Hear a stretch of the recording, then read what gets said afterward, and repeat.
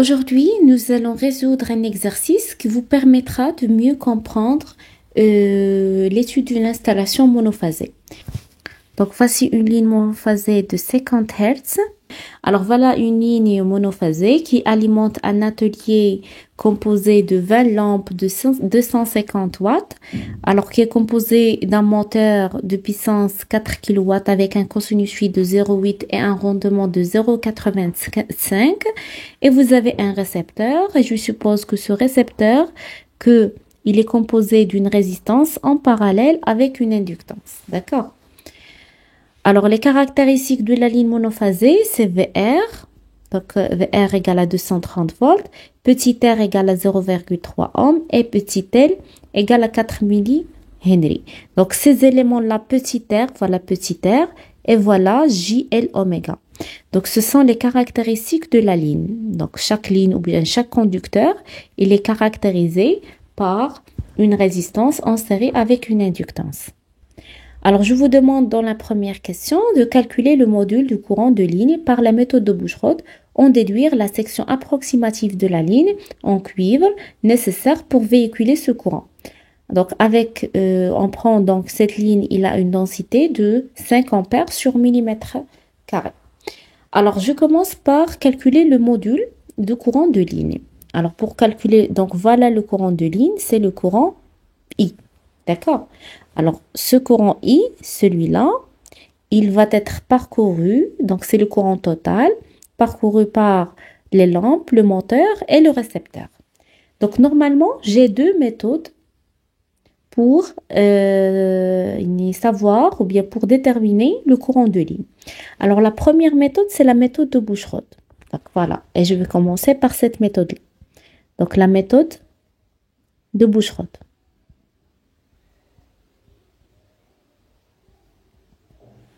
Voilà. Donc, la méthode de Bush-Roth, qu'est-ce qu'elle dit?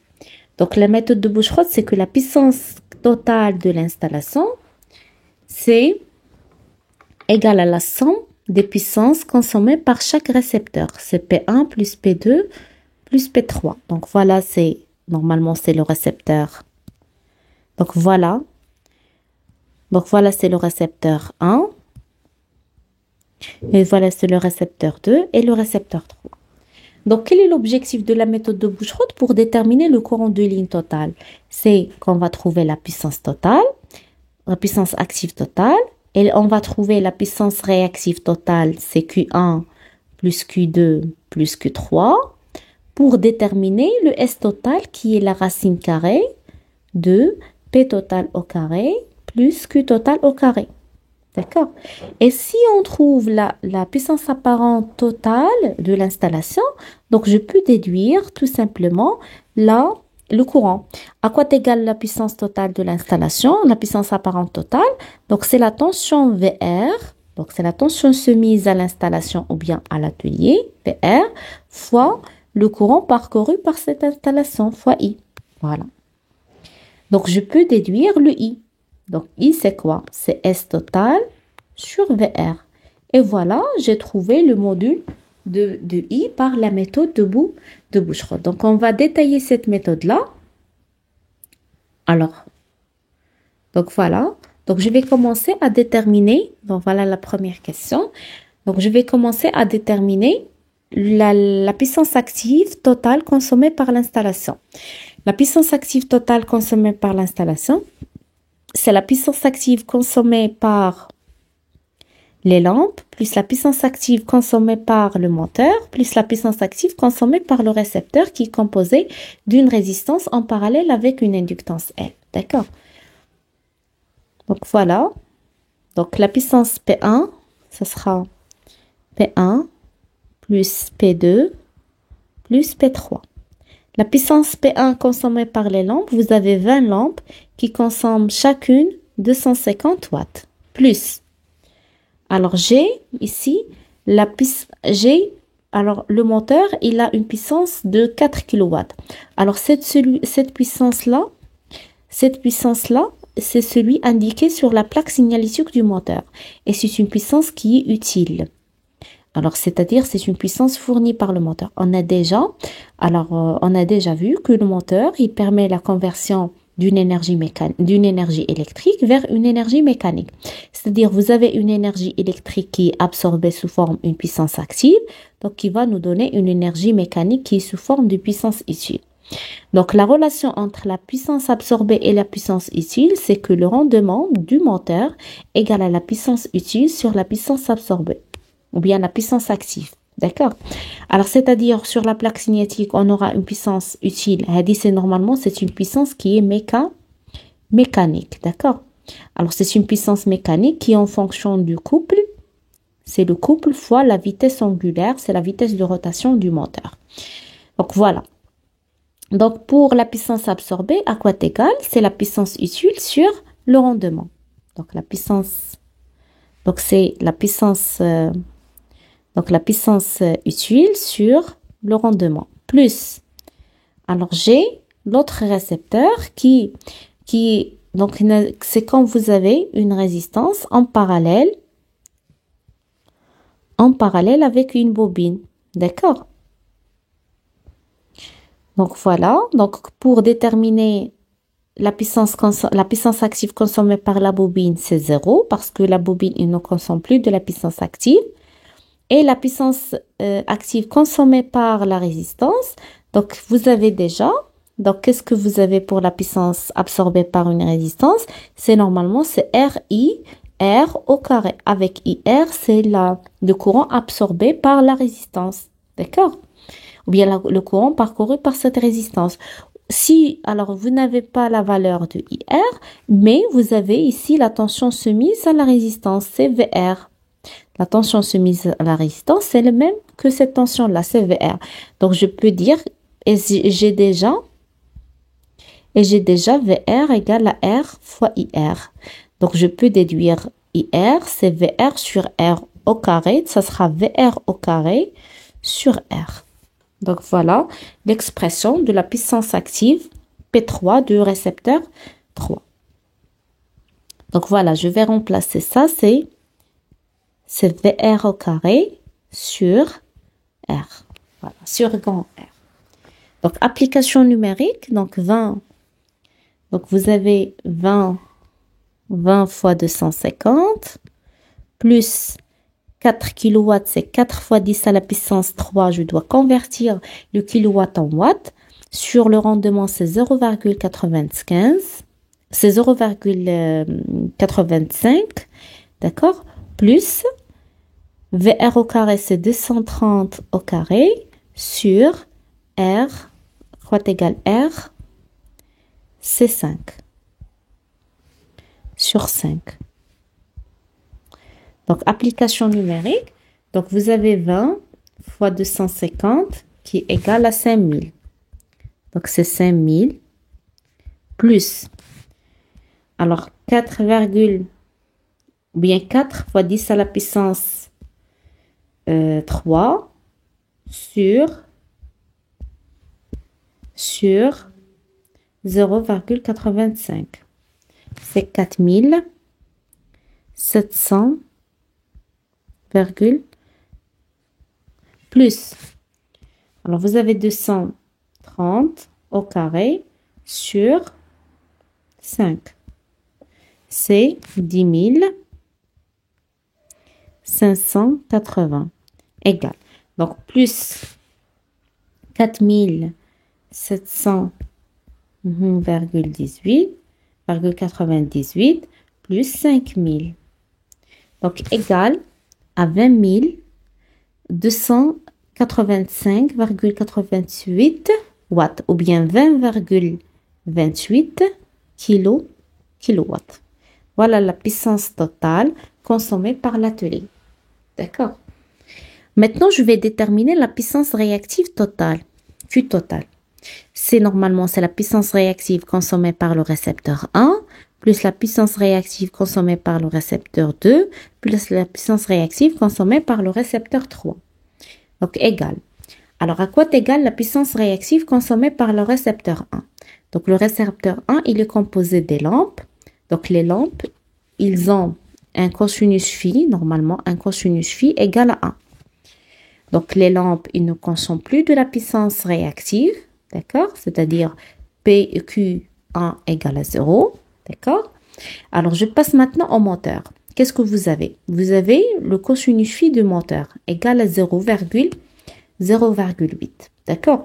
Et vous avez la puissance active du moteur. C'est la puissance utile sur le rendement. Donc, qu'est-ce que vous pouvez remarquer? Ou bien, quelle est la relation entre la puissance réactive? Quelle est la puissance réactive et la puissance active? Donc, on a déjà, alors j'ai déjà ici, c'est 0, plus la puissance Q2, c'est normalement c'est P2, tangente, phi2. On a déjà trouvé la relation entre la puissance réactive et la puissance active. Plus, alors la puissance réactive consommée par le récepteur 3. Le récepteur 3, c'est une résistance en parallèle avec une inductance. Donc, on peut dire que alors la puissance réactive, le résistance, il ne consomme plus de la puissance réactive. Donc, la puissance réactive, c'est celui consommé par la bobine. Et la bobine, il est soumise à une tension VR. Donc, je peux déterminer, c'est VR au carré, la puissance, sur L oméga. Et voilà l'expression de la puissance en monophasé pour une bobine pure. Ou bien, alors la puissance réactive de la bobine, Q3, c'est normalement c'est L oméga fois IL au carré. Avec IL, c'est le courant parcouru par cette bobine. Ou bien, si je n'ai pas la valeur de IL, je peux la remplacer par VR au carré sur L oméga. Donc, application numérique. Donc, à quoi égale P2? La puissance active consommée par la bobine, le moteur, c'est normalement, c'est la puissance utile sur le rendement. Fois tangente. Alors, phi2, c'est l'arc cosinus. Vous avez un cosinus phi2, c'est l'arc cosinus phi2. Donc, l'arc cosinus phi2 plus VR au carré sur L oméga égale. Donc, puissance utile sur, donc c'est 4 fois 10 à la puissance 3 sur 0,95 fois tangente arc cosinus de 0,8 plus 230 au carré sur L oméga, c'est normalement L. L'inductance L, c'est 100 millihenry.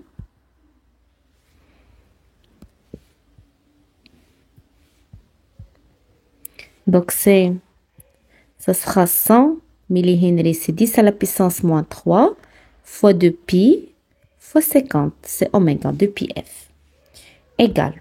Donc, application numérique. Donc, je vais calculer, donc, l'arc cosinus de 0,8, c'est 36,86. Si on prend 3 chiffres après la virgule, donc ça sera tangente.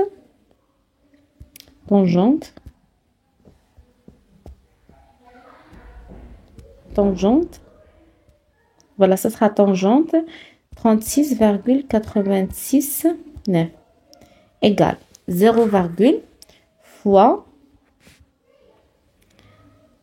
4, ou bien 4 fois 10 à la puissance 3, voilà, sur 0,95. 0,85. C'est 3529,29 plus. Donc, j'ai 230 au carré sur 100, 10 à la puissance moins 3.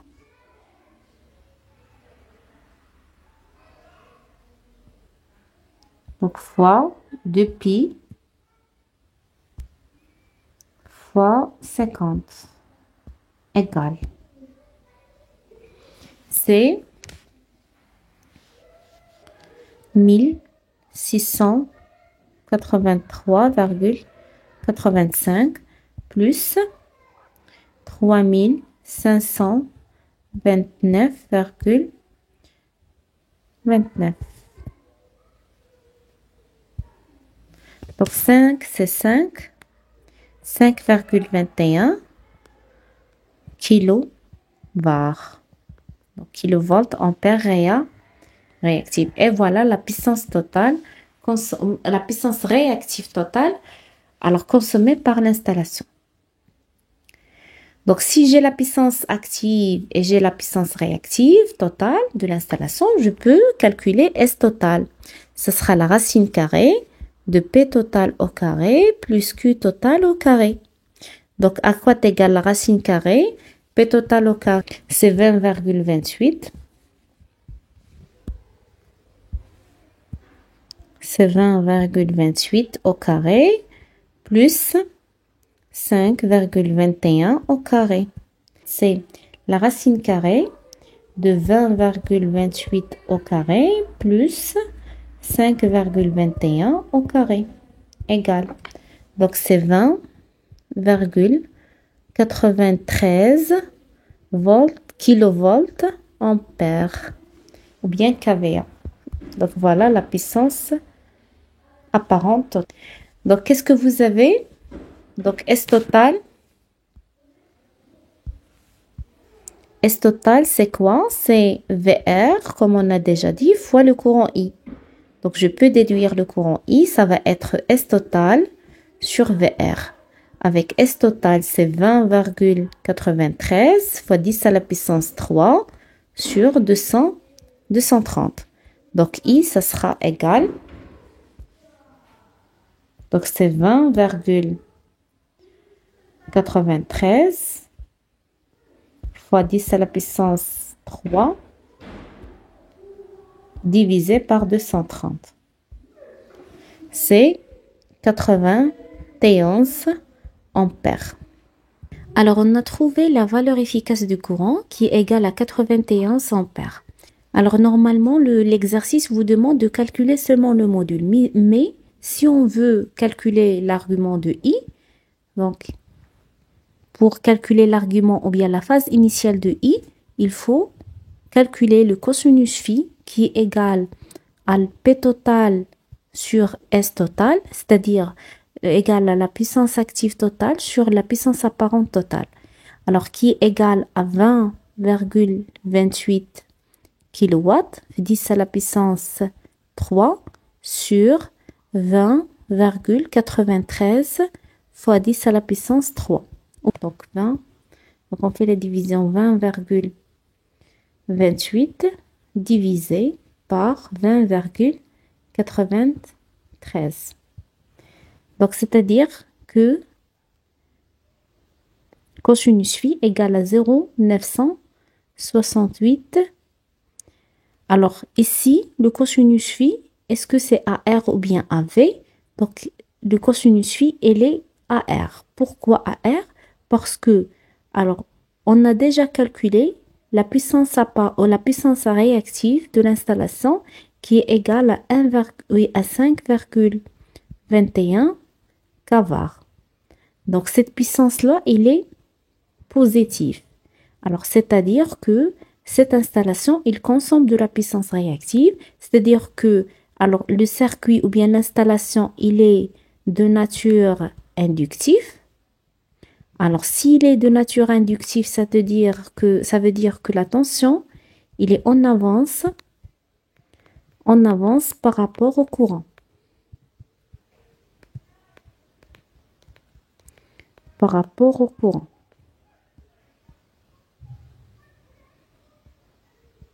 C'est-à-dire que le courant, il est en arrière par rapport à la tension et ça veut dire que le déphasage de la tension par rapport au courant, il est supérieur à 0. C'est-à-dire que le cosinus phi, il est AR, c'est-à-dire phi, il est positif. D'accord? Alors, si vous trouvez que la puissance réactive consommée ou bien il est produite par l'installation, c'est-à-dire la puissance réactive il est négative, ça veut dire que le circuit il est capacitif, c'est-à-dire que la tension il est en arrière par rapport au courant et le courant il est en avance par rapport à la tension, ça veut dire que l'installation il est de nature capacitive, phi il est négatif, c'est-à-dire ici vous allez trouver qu'il est AV. D'accord? Donc là, il faut mentionner que cosinus phi, il est AV, c'est-à-dire que le déphasage, il est négatif. Donc, je passe maintenant à la deuxième méthode pour calculer le courant. Alors, la deuxième méthode, c'est on va utiliser loi de nœud. Loi de nœud, c'est-à-dire, je vais calculer le courant total, c'est la somme des courants I1 plus le courant I2 plus le courant I3. Avec le courant I1, I2 et I3, ce sont les courants absorbés ou bien parcourus par chaque type d'installation. Alors, si on prend le premier récepteur, donc il s'agit des lampes, donc il est parcouru par un courant I1. Alors, le moteur, il est parcouru par le courant I2 et le récepteur, donc le total, bien c'est I3. Donc, normalement, c'est I3 et c'est la somme des deux courants qui passent, le premier courant qui passe dans la résistance et le deuxième courant qui passe dans l'inductance. Donc, c'est I3. Donc, pour calculer I1, donc je vais utiliser la notion de puissance, c'est-à-dire P1, qu'est-ce que vous avez P1? C'est normalement, c'est VR fois I1 fois le cosinus phi1. Avec cosinus phi1 des lampes égale à 1, ça veut dire quoi? Ça veut dire la valeur efficace de I1, ça sera égal à P1 sur V1, qui est égal à 20 fois 250. Chaque lampe, il consomme 250 watts sur VR. Celui-là, c'est VR. Donc, c'est 230 volts. Donc, application numérique. Donc, on va trouver que 20 fois 250 sur 230. Donc, c'est 21,73 ampères. Donc, voilà la valeur efficace du courant I1. Si on veut calculer ou bien déterminer la phase initiale de I1, donc la phase initiale, je vais la déterminer à partir de déphasage de la tension par rapport au courant. On a le récepteur ou bien les lampes, il a un cosinus phi égal à 1. C'est-à-dire que phi égale à 0. Alors, si phi est égal à 0, ça veut dire quoi? Alors, on suppose que la tension VR, il est à l'origine des phases. C'est-à-dire que donc VR, il s'écrit sous forme VR exponentielle J0. Si on veut calculer la tension ou bien la phase initiale du courant, donc le déphasage, c'est phi U moins phi I1. Donc, le déphasage phi 1, c'est phi U moins phi I1. Phi U, il est déjà égal à 0 et phi 1 égale à 0. Ça veut dire phi I1 égale à aussi 0. Donc, phi I1 égale à 0. C'est-à-dire, je peux écrire que I1 donc, égale à 21,73 exponentielle J0. Voilà la forme complexe de I1. Alors, je passe maintenant à déterminer I2. Donc, pour déterminer I2, c'est le courant absorbé par le moteur. Donc, vous avez déjà le moteur, il a comme puissance P2 qui est égal à V2 ou bien VR. Donc, la tension soumise au moteur, c'est VR fois I2 fois cosinus. Donc, c'est VR fois I2 fois cosinus phi2. Donc, l'objectif, c'est de trouver le courant I2. Ça sera égal à P2, la puissance absorbée par le moteur, sur VR fois cosinus phi2. Avec la puissance absorbée par le moteur, donc on a déjà déterminé que c'est la puissance utile sur le rendement. Donc, parce que le rendement, c'est la puissance utile sur la puissance absorbée, qui est la puissance active consommée par le moteur. Donc, puissance utile sur le rendement, sur VR, qui est égal à 230. Donc, sur VR fois cosinus phi2. Donc, application numérique, I2, ça sera égal. P utile, c'est 4 fois 10 à la puissance 3. Donc, on fait la conversion en watts. Sur le rendement, c'est 0,85 sur VR, c'est 230 fois 0,8. Donc, application numérique. Donc, je vais vérifier. Est-ce que le rendement, c'est 0,85? Oui. Voilà. Alors, toujours l'expression ou bien la puissance active s'écrit de la forme suivante. P2 égale à V, la tension soumise au récepteur, fois le courant absorbé dans le récepteur fois le cosinus phi2 ou bien le cosinus phi2 du récepteur. Donc voilà, application numérique. Je vais calculer ces 4 fois 10 à la puissance 3. Sur le rendement, c'est 0,85. Sur 0,85. Voilà. Donc sur, alors 230 fois 0,8 égale. Donc ça va donner, c'est 25,57 ampères. Maintenant, il reste à déterminer la phase initiale de I2. Donc, pour trouver la phase initiale de I2, j'ai déjà le déphasage de la tension par rapport au courant. J'ai phi2 égale à quoi?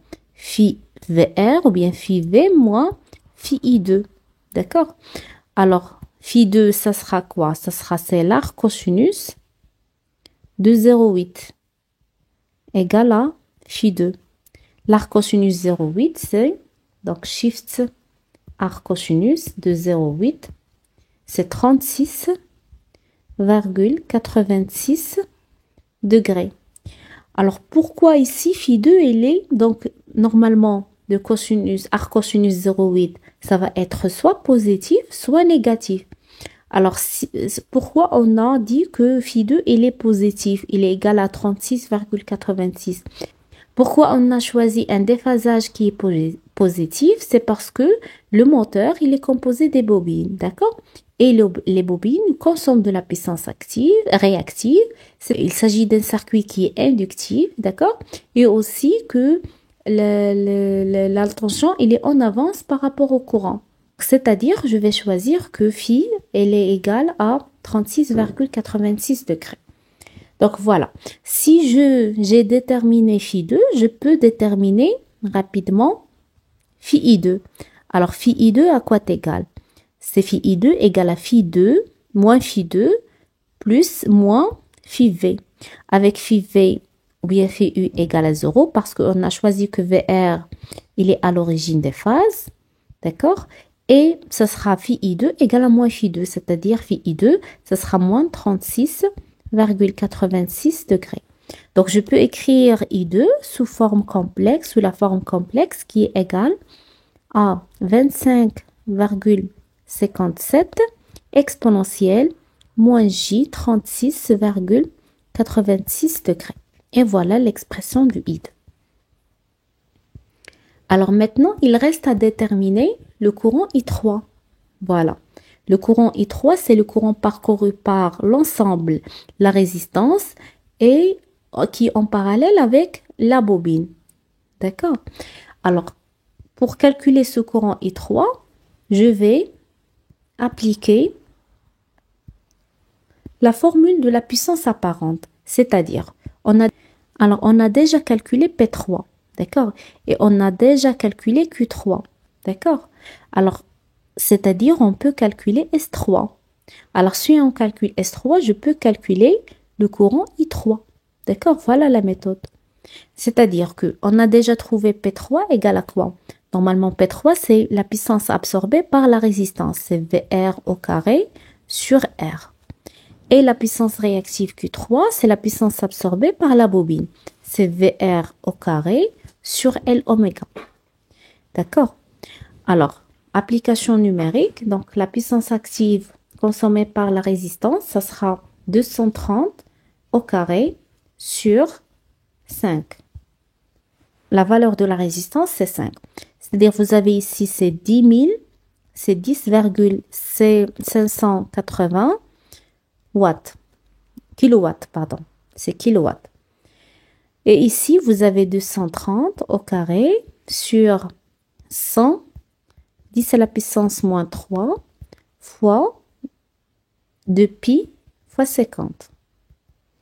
Donc, égal 230 au carré divisé par 100, 10 à la puissance moins 3 fois 2pi fois 50 égale. c'est 1,68 kilo var. Donc, j'ai la valeur de P3, j'ai la valeur de Q3, je peux calculer S3. S3, c'est la racine carrée de P3 au carré plus Q3 au carré. Égal. Donc, la racine carrée de l'application numérique, donc sur 10,580 au carré plus 1,68 au carré. Égal. Donc, égal à 10,71 kV. Donc, j'ai S3, je peux déterminer I3. Donc, S3, c'est égal à quoi? C'est tout simplement, c'est VR, la tension soumise au récepteur, fois le courant I3. Donc, I3, ça sera égal à quoi? C'est S3 sur VR. Donc, la valeur efficace de I3, ou bien le module de I3, ça sera 10, fois 10 à la puissance 3. Donc, c'est 10,71 fois 10 à la puissance 3 égale sur 230. Donc, égal à 46,56 ampères. Voilà le module ou bien la valeur efficace de I3. Maintenant, il reste à déterminer la phase initiale de I3.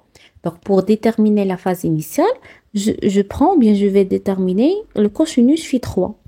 Cosinus phi3, c'est la puissance active, donc P3, sur la puissance apparente S3. D'accord? Donc, P3, on l'a déjà trouvé, c'est 10,580 sur S3, c'est 10,71 égale. Donc, c'est 10,580 sur 10,71. Donc, égal à 0,80 ou bien 0,987. Alors, c'est AR ou bien AV? Bien sûr que c'est AR. Parce que ce récepteur-là, il est composé d'une résistance et d'une bobine. C'est-à-dire, il n'y aura pas d'une composante qui est capacitive qui va mettre la tension qui est en arrière par rapport au courant. D'accord? C'est-à-dire, le circuit, il est inductif, d'accord? Parce qu'il contient des bobines. C'est-à-dire, le déphasage, il est positif. Si le déphasage, il est positif, c'est-à-dire que le courant, il est en arrière par rapport à la tension, c'est-à-dire que la tension, il est en avance par rapport au courant. Donc, je vais mettre ici AR. D'accord? Donc, voilà, je peux écrire, donc, phi3 à quoi égal? C'est normalement phi V moins phi I3. D'accord? Alors, c'est-à-dire que phi I3, alors phi V, il est à l'origine des phases, c'est 0, égal à moins phi 3, qui est égal à moins R cosinus de 0,987. D'accord? Donc, phi I3, ça sera égal à moins, donc arc cosinus de 0,987 égale à 9 moins 9,248 degrés. Voilà la phase initiale de I3. Je peux écrire I3 sous forme exponentielle. C'est la valeur efficace, c'est 46,56 exponentielle moins J 9,248 degrés. Et voilà. Donc, j'ai déterminé, donc je vais mettre ça avec une autre couleur. J'ai déterminé le courant I3. J'ai déterminé le courant I2. Voilà le courant I2. Et j'ai déterminé le courant I1. Donc, il reste à déterminer la somme. D'accord? Donc, la somme, ça sera... Donc, je vais faire la somme I égale à quoi? Égale à I1 plus I2 plus I3. Donc, la somme complexe. Donc, I3 ça sera 46,56 exponentielle moins j 9,24, bien que 248, plus I2, donc I2 c'est 57 exponentielle moins j 36,86. Donc I2 c'est 25,55 exponentielle moins j 36,86. Plus I1 c'est 21,73 exponentielle j0. C'est 21,73 exponentielle j0. Donc, je vais faire cette somme-là. Donc, na égale 46,56 exponentielle 9 moins 9,248. Voilà, il est en mode complexe. Plus 25,57 exponentielle moins j 36,86 plus 21,73 exponentielle j0. Normalement, exponentielle 0 égale. Donc, c'est shift 2. Donc, je veux exprimer ça sous forme rθ égale. Donc, c'est 0,04 exponentielle moins j 14,51 degrés. Voilà la valeur ou bien complexe du courant. En comparant avec la première méthode, donc on a trouvé avec cette méthode une valeur efficace de 91,04 ampères. Vérifiez est-ce que c'est la même chose. Voilà la valeur efficace de I, c'est 91 ampères. Donc c'est la même chose. Donc on a trouvé la même chose. Il reste à déterminer la phase initiale de I. Alors la phase initiale, c'est que vous avez un cosinus phi égal à 0,968. C'est-à-dire que phi égale à arc cosinus 0,968 égale.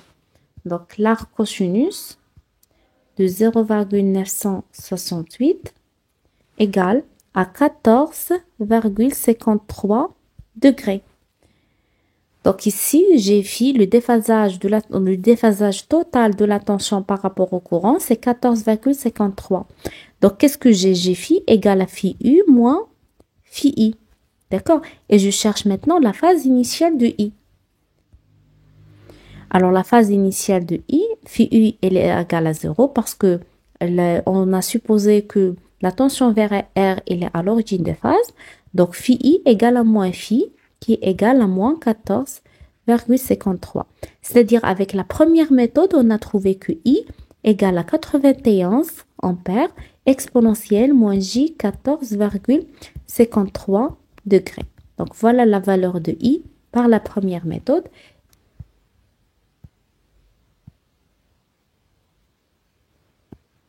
Alors je vais la mettre ici. Alors je vais scanner la première méthode. Donc voilà, voilà le courant avec la première méthode et la valeur du courant avec la deuxième méthode. Donc ici j'ai là donc presque la même chose. Alors maintenant on va déduire la section approximative de la ligne en cuivre nécessaire pour véhiculer ce courant. Avec la densité de cuivre, c'est 5 ampères sur millimètre carré. Alors on reste toujours.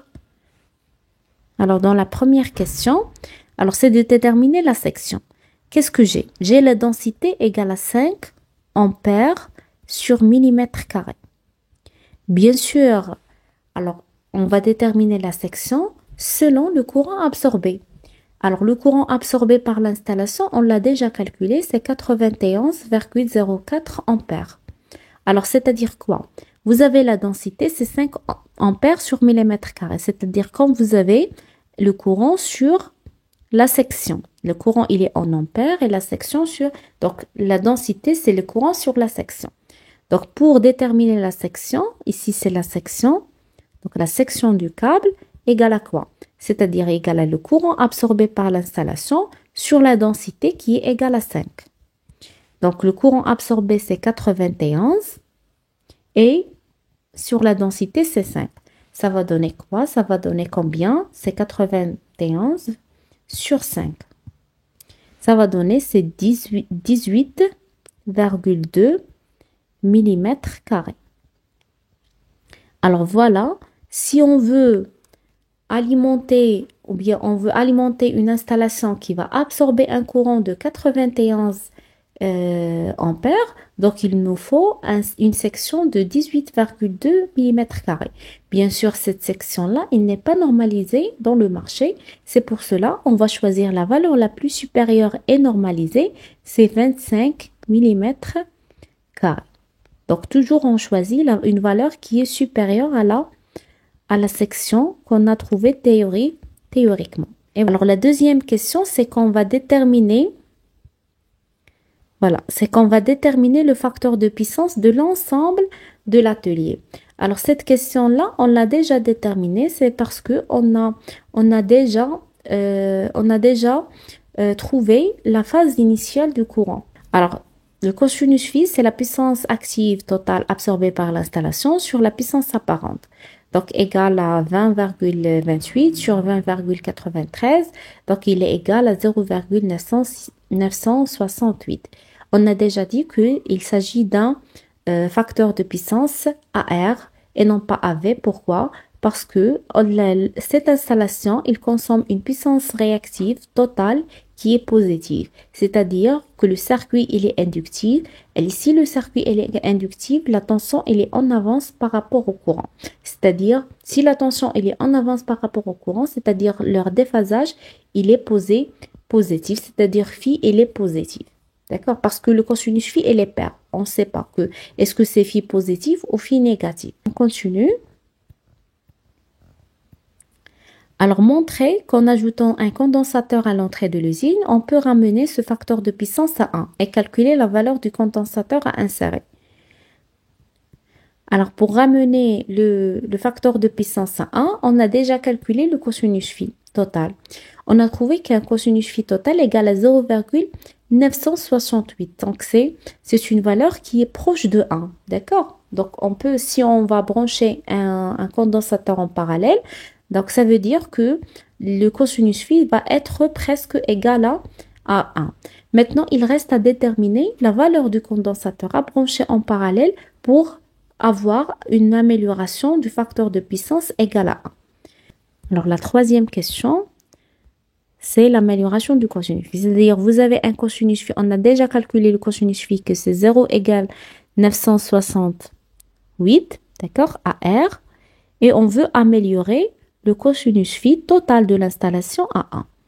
Donc, pour faire ça, on va brancher un condensateur en parallèle de l'installation.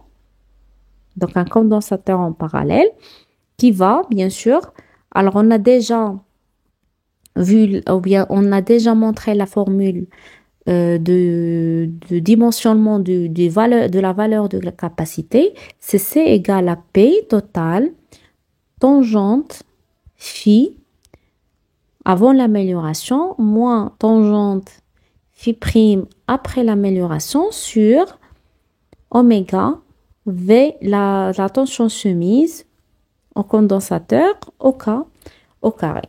Et ici, c'est la puissance totale active consommée par l'installation parce que la puissance totale active consommée par l'installation avant l'amélioration, c'est la même puissance qu'après l'amélioration parce que le condensateur, il ne consomme plus de la puissance active.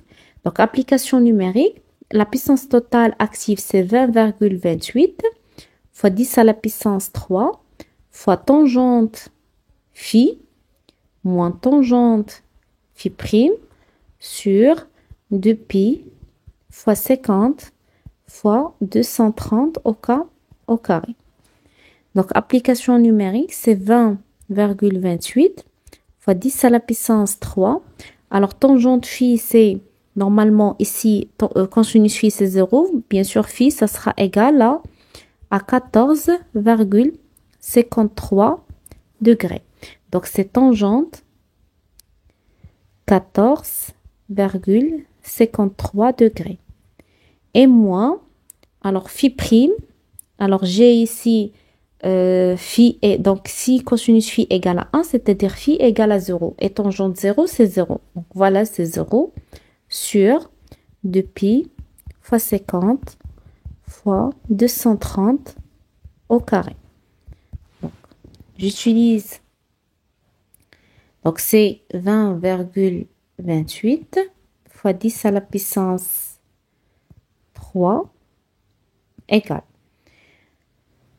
Alors, tangente fois tangente 14,53 égale sur 2pi fois 50 fois 230 au carré égale. Donc, c'est 3,16 fois 10 à la puissance moins 4 farad. Voilà, c'est la valeur du condensateur à brancher pour améliorer le facteur de puissance de 0,968 à 1. Ah, bien sûr, quel est l'objectif de l'amélioration du facteur de puissance? C'est avoir un courant, ou bien le courant, la nouvelle valeur du courant, il va être diminué, et aussi la puissance réactive totale consommée par l'installation après l'amélioration diminue.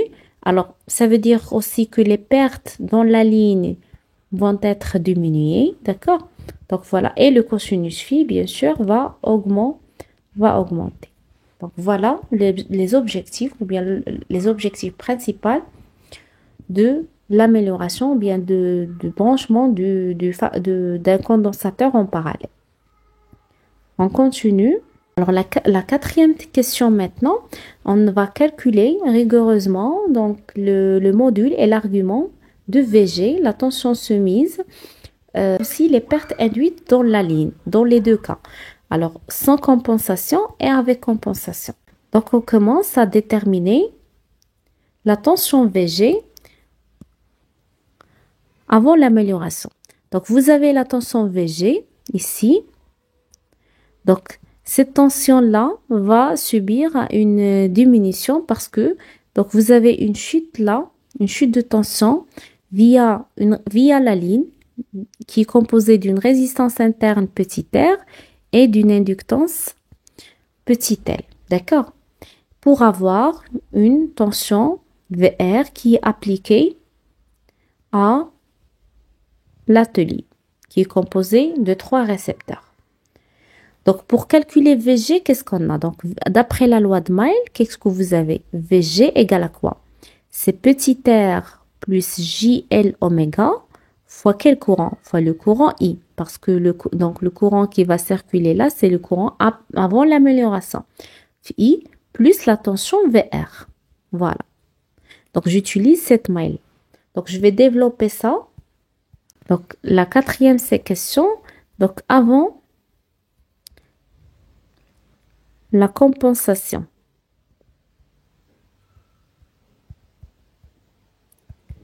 Donc, vous avez d'après la loi de Mail, VG égale à quoi?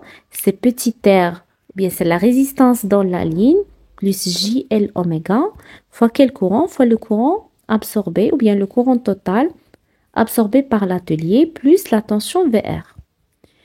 Donc, vous avez, alors petit r, alors les valeurs de petit r et de L, ce sont petit r égale à 0,3 et L, c'est 4 millihenry.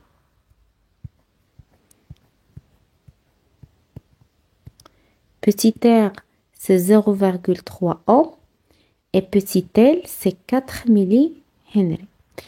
Donc, je vais remplacer R, c'est 0,3 plus J, L, c'est 4 fois 10 à la puissance moins 3 fois 2pi fois 50, d'accord, fois le courant I, c'est 91 fois exponentielle moins J 14,53 degrés plus VR, c'est 230 exponentielle J0 parce qu'on a déjà supposé que VR il est à l'origine des phases.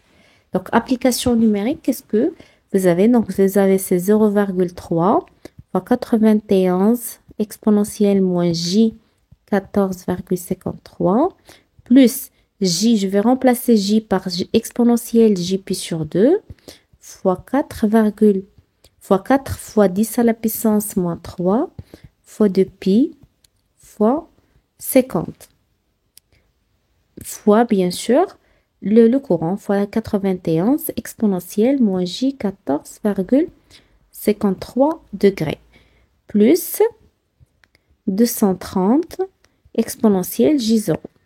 Donc, application numérique égale. Donc, c'est 0,3 fois 91 fois 91 égale à 27. C'est 27,3 exponentielle moins j 14,53 plus j'ai 4 fois 10 à la puissance moins 3 fois 2 pi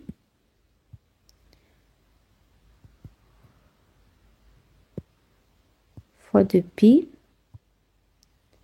fois 50 fois 91.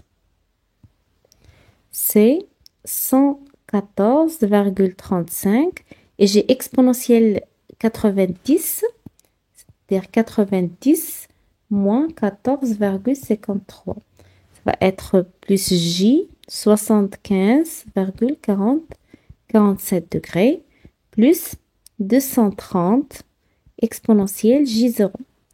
Donc, je vais faire la somme de trois nombres complexes, ou bien trois notations complexes. Donc, il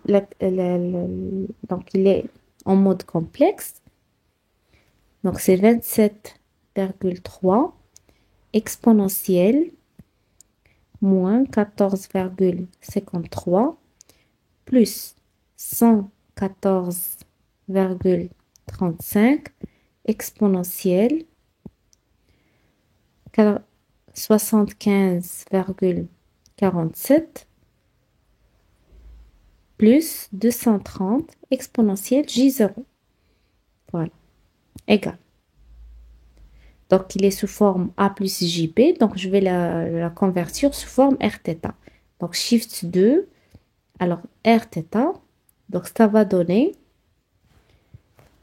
VG, c'est 303,43 exponentielle combien? J 20,012 degrés. Donc voilà la tension VG avant l'amélioration ou bien avant la compensation. Alors maintenant, je vais calculer les pertes dans la ligne avant la compensation. Alors, qu'est-ce que ça veut dire les pertes dans la ligne? Vous avez une ligne électrique, d'accord? Bien sûr, une ligne électrique ou bien un câble électrique ou bien un conducteur électrique, il est composé d'une résistance interne R et d'une inductance insérée avec une inductance L. Alors, bien sûr, si ce câble il est parcouru par un courant, donc il sera le siège des pertes dans la ligne ou bien les pertes Joule qui bien sûr, qui sont dissipées via la résistance R. C'est-à-dire que les pertes dans la ligne égale à quoi? Les pertes dans la ligne ou bien les pertes Joule égale à quoi? Égale à petit r fois le courant I au carré. Bien sûr, la valeur efficace du courant au carré. C'est petit r, c'est combien? C'est 0,3 fois 91 au carré. Égal. Donc, c'est 0,3 fois 91 au carré. Ça va être égal à 2,48 kW. Voilà, les pertes dans la ligne. Bien sûr, ici, c'est avant l'amélioration du facteur de puissance. Alors maintenant, je vais déterminer la tension VG après l'amélioration. Bien sûr, je vais utiliser la même formule, sauf que, qu'est-ce qu'il va changer? C'est le courant absorbé par la totalité, c'est-à-dire la charge via l'atelier plus la batterie de condensateur. Alors, c'est-à-dire, qu'est-ce que j'ai ici? Alors, après l'amélioration, C'est-à-dire, je vais insérer ici un condensateur, d'accord? Ce condensateur, il va être parcouru par un courant IC. Et l'installation, bien l'ancienne installation, bien l'ancien atelier, il est parcouru par un courant I qu'on a déjà calculé, d'accord? Et là, bien sûr, la nouvelle valeur de courant, ce sera I'. Donc, I' égale à quoi? C'est IC plus I, d'accord? Avec, alors, bien sûr, quel est l'objectif de l'amélioration du facteur de puissance? C'est diminuer le courant. Donc, on va calculer I' et on va la comparer avec la valeur de courant de I qu'on a déjà trouvé précédemment. Donc, comment on va calculer I'? C'est tout simplement en utilisant loi de nœud en régime alternatif sinusoïdal. C'est-à-dire, je vais utiliser la notation complexe. Donc, après l'amélioration, bien la compensation,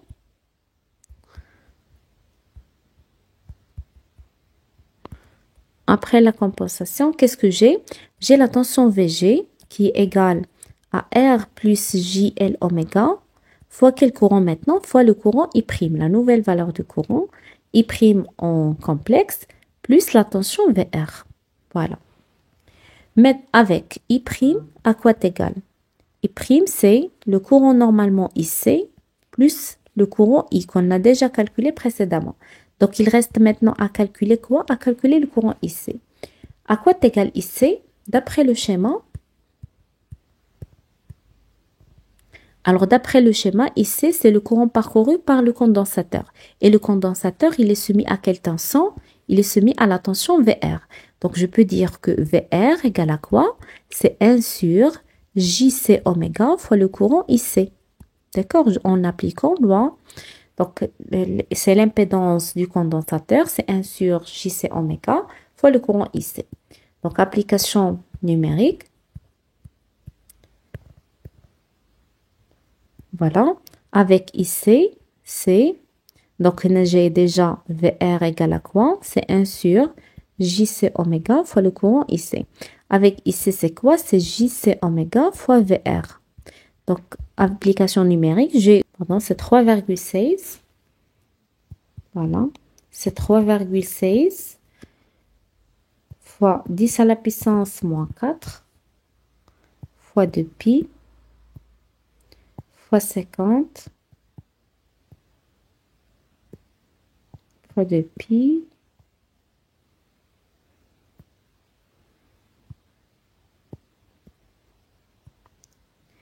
fois 50 fois 230 égale. C'est 22,83 exponentielle J pi sur 2. C'est ici. Voilà. Donc, pour I', ça va être quoi? Ça va être combien? C'est 22,83 exponentielle J 90 degrés plus I, c'est 91 exponentielle moins J 14,53 degrés. Donc, application numérique. Donc, 22,83 fois, c'est pas fois, c'est exponentielle 90 plus 91 exponentielle moins 14,53 égale. Sous forme A plus JB, moi je veux sous forme Rθ, donc ça va être 88,08 exponentielle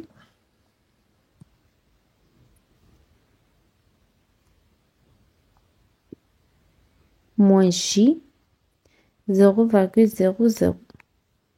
Le module, c'est 88,08. Alors, qu'est-ce que vous remarquez pour le module de I'?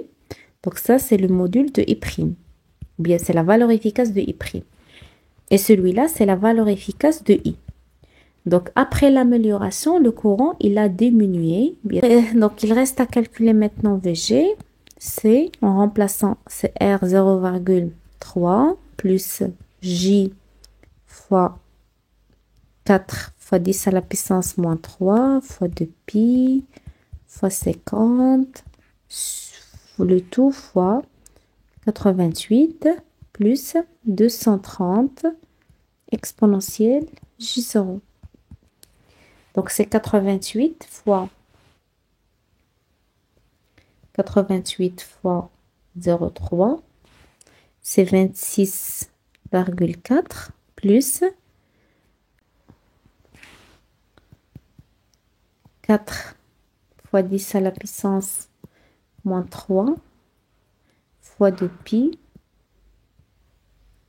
fois 50 fois 88. C'est plus 110,58 exponentielle J 90 degrés. Donc, exponentielle J 90 degrés, c'est celui-là, c'est J. Plus 230 exponentielle J0. Donc, application numérique. Donc, qu'est-ce que vous avez? Donc, 26,4 plus 110,58 exponentielle 90 plus 230 égale.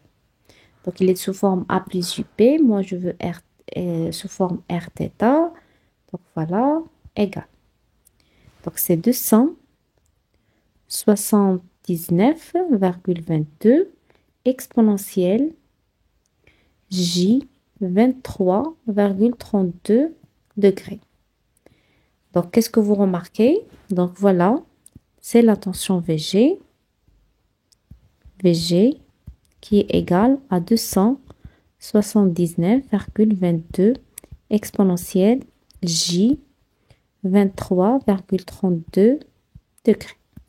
Donc, voilà l'expression, bien la valeur de la tension VG. Bien sûr, si on va comparer la tension VG avec la tension VR, qu'est-ce que vous avez? La tension VR, il est de l'ordre de 230 volts. Et la tension VG, j'ai 279. Alors, c'est-à-dire, vous aurez une chute de tension de l'ordre de 279. Alors, une chute de tension de combien? 279 moins 230. Alors, une chute de tension de 49 volts. Alors, cette chute de tension, il est due aux pertes dans la ligne, ou bien il est dû aux composants qui ont, aux composants c'est-à-dire la résistance plus l'inductance qui est en série. Donc, voilà VG, c'est après l'amélioration.